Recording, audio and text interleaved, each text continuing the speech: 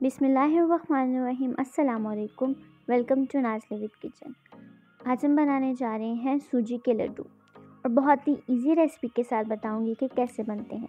تو چلیے سٹارٹ کرتے ہیں۔ اب ہم ایک پین لے لیں گے، اس میں ہم نے 1 کلو سوجی ڈالی اور 2 ٹیبل سپون گھی ڈالا۔ اس کو ہم اچھے طریقے سے مکس کریں گے اور اس کو ہم روسٹ کر لیں گے جب تک کہ اس کا کلر نہ چینج ہو جائے۔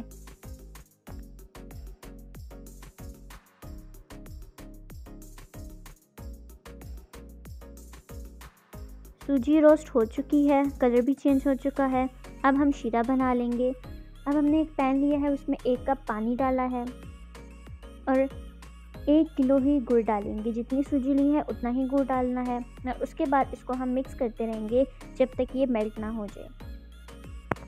اب ہم باقی انگریڈینٹس ریڈی کر لیتے ہیں۔ اس کے لیے ہم نے ایک پین لیا ہے، اس میں 1 ٹیبل سپون گھی ڈالا ہے۔ اب ہم اس میں ڈالیں گے 1 ٹیبل سپون گوند۔ اس کو ہم اچھی طریقے سے روسٹ کریں گے جب تک کہ یہ پھول نہ جائے۔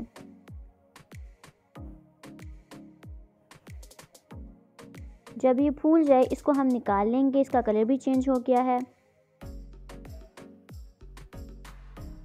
اب ہم اسی گھی کے اندر پھول مکھانے ڈالیں گے اور اس کو بھی روسٹ کر لیں گے جب تک کہ اس کا کلر چینج نہیں ہو جاتا۔ اب اس کو بھی ہم ڈش آؤٹ کر لیں گے۔ 1 ٹیبل سپون گھی ایڈ کریں گے اسی پین میں اور جتنے بھی ڈرائی فروٹس ہیں جو آپ ڈالنا چاہتے ہیں وہ سب کے سب ڈرائی فروٹس آپ ڈال لیں۔ اس کو تھوڑا تھوڑا چاپ کرنا ہے، زیادہ نہیں کرنا، پاؤڈر نہیں بنانا۔ ان کو بھی ہم روسٹ کر لیں گے اور گولڈن براؤن کر لیں گے۔ اب ہم اس کو ڈش آؤٹ کر لیتے ہیں۔ اب اسی پین کے اندر ہم تل لیں گے اور تل ڈال کے اس کو روسٹ کر لیں گے۔ آپ اپنے مطابق اپنی کوانٹٹی کے اکارڈنگ جو ہے وہ ڈال لیجیے گا۔ اب ہم اس میں ایڈ کریں گے 4 مغز۔ یہ بھی آپ اپنے اکارڈنگ اپنی کوانٹٹی کے اکارڈنگ ڈال دیجیے گا۔ پھول مکھانے اور گوند کو ہم گرائنڈ کر لیں گے۔ اب ہم نے جو سب کچھ روسٹ کیا تھا، جو ڈرائی فروٹ سب کچھ، اس کو ہم ڈال دیں گے سوجی میں اور اب ہم اس کو اچھی طریقے سے مکس کر لیں گے۔ اب ہم اس میں ایڈ کریں گے ناریل پاؤڈر۔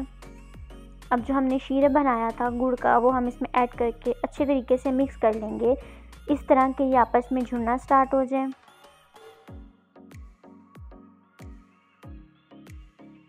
اب ہم اسی طرح گرم گرم مکسچر کا لڈو بنا لیں گے۔ ہمارے مزیدار سے سوجی کے لڈو ریڈی ہو چکے ہیں۔ آئی ہوپ آپ کو ہماری یہ ریسپی بہت اچھی لگی ہوگی۔